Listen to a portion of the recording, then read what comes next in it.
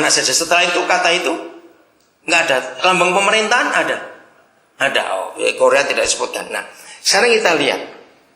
Namanya disebutkan orang. Saudara, Natal 94. Rahasia ini saya baru ketemu. Berpuluh tahun saya jadi hamba Tuhan, saya selalu khotbah.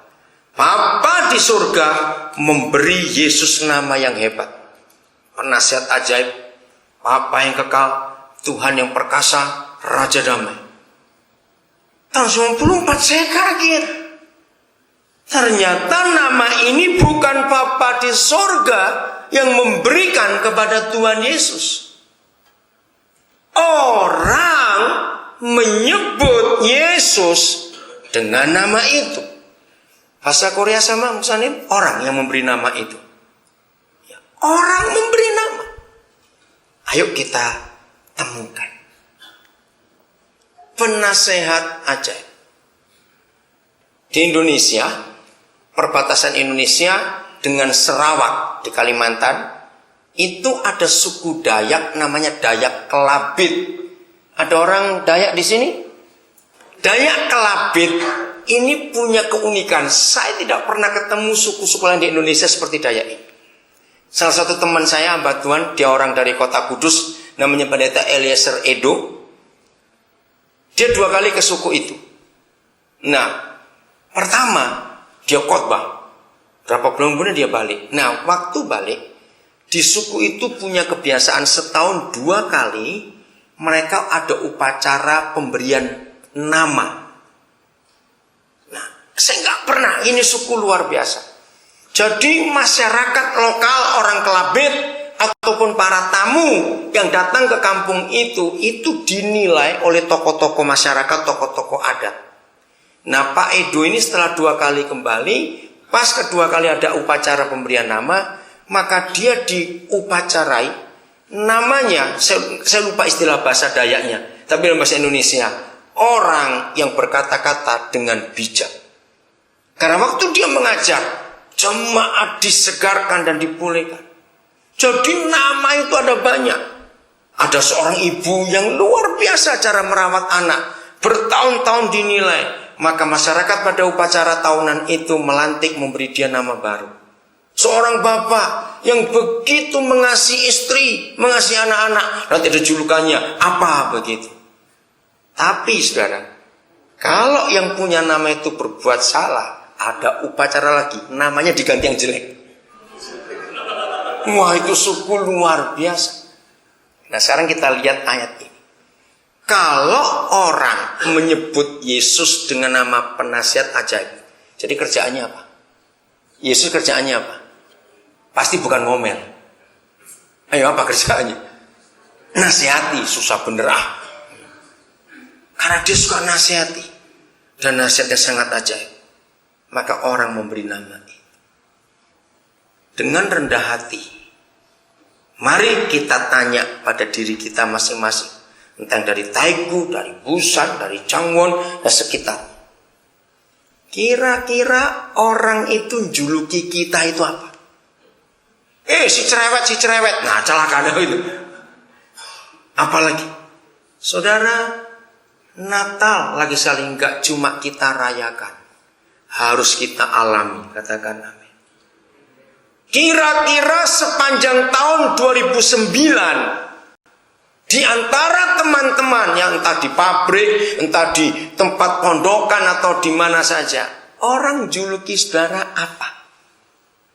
Berarti sepanjang tahun itu yang kita kerjakan.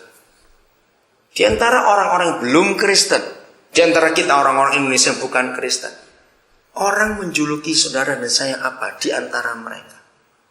Ngerti hal ini saudara? Itulah Natal. Saya percaya sebagai manusia wajar, kita suka memberi julukan pada orang lain. Nah, apa yang mereka juluki atas kita? Kalau mereka bisa menemukan hal-hal yang positif dalam hidup kita, lalu mereka ngomong, luar biasa. Saya akan akhiri dengan contoh Samuel. Samuel di perjanjian lama, adalah satu-satunya nabi, satu-satunya imam, satu-satunya pemimpin Israel yang tidak pernah diurapi. Itu Samuel. Kenapa? Karena yang ngurapi sudah mati, yaitu Imam Eli. Bagaimana seluruh Israel tahu kalau kepada dia diberi jabatan Nabi Tuhan? Bagian terakhir mari kita baca ayat ini. 1 Samuel pasal yang ketiga, mulai ayat yang ke-19. 1 Samuel pasal 3 ayat 19. Kalau tahun depan Tony Channel kita kumpul kembali di akhir tahun atau di hari Natal 2010, ayo kita ingat apa yang kita pelajari hari ini. Tahun depan orang julukin kita apa? Bandingkan tahun ini orang juluki kita apa? Mudah-mudahan akan lebih baik, lebih jelek lagi. Setelah juluki maling tahun ini jangan sampai orang rampok. Wah, celaka sekali kalau begitu. Oke, harus berubah jadi lebih baik. Ayat 19. Dan Samuel makin besar. Ya gak ada orang makin kecil menakutkan dia itu nanti. Dan Yahweh menyertai dia. Dan tidak ada satupun dari firman Yahweh itu yang dibiarkannya gugur. Nah, saudara, maaf, jangan tersinggung yang bukan Jawa, karena saya orang Jawa juga, saya pelajari tradisi Jawa. Salah satu penghargaan orang Jawa pada seorang pemimpin itu nggak dilihat berapa tebal kumisnya. Walaupun ada kumis gagang telepon zaman dulu begitu, misalnya. Wibawa seseorang nggak dihitung dari kumisnya. Orang Jawa nggak begitu. Orang Jawa juga tidak melihat seorang pemimpin itu karena perawakannya gede, enggak. Tapi orang Jawa itu menilai seorang pemimpin dalam istilah sabdo pandito ratu. Artinya begini, sabdo itu perkataan. Seorang pemimpin di Jawa tidak ditentukan pangkatnya dari keturunan siapa, tidak. Tapi perkataannya itu jadi atau tidak. Mandi apa orang itu. Perkataannya itu jadi atau tidak. Ternyata Samuel mengalami itu. Tidak dibiarkannya satupun dari firman itu gugur. Artinya apa saja yang dikatakan Samuel itu jadi. Lihat ayat 20. Maka tahulah seluruh Israel dari Dan sampai Berseba.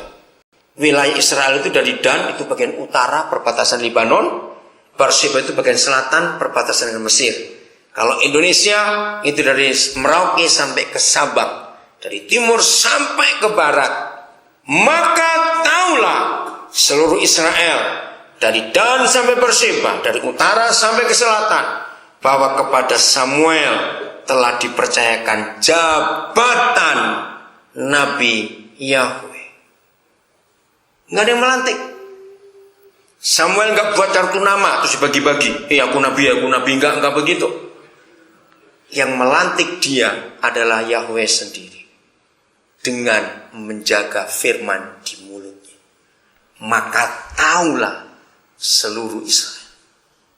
Buat kalangan orang Indonesia, buat kalangan orang Korea, saudara dikenal sebagai apa, dan disebut apa, dan dijuluki apa.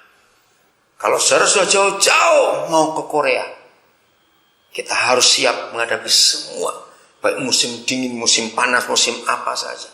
Kerja berat harus jadi makanan sehari-hari. Ngerti kata itu? Apa julukan orang tentang kita sebagai orang Kristen? Itulah arti Natal yang sesungguhnya. Amin. Apa yang orang tahu tentang saudara dan tentang saya selama kita hidup ini? Mari mulai hari ini kita ciptakan hidup ini. Natal gak cuma kita rayakan, tapi kita apakan? Alami. Dari anak menjadi putra, putra jadi orang dewasa, pemegang otoritas dalam kerajaan surga. Mari kita berdoa.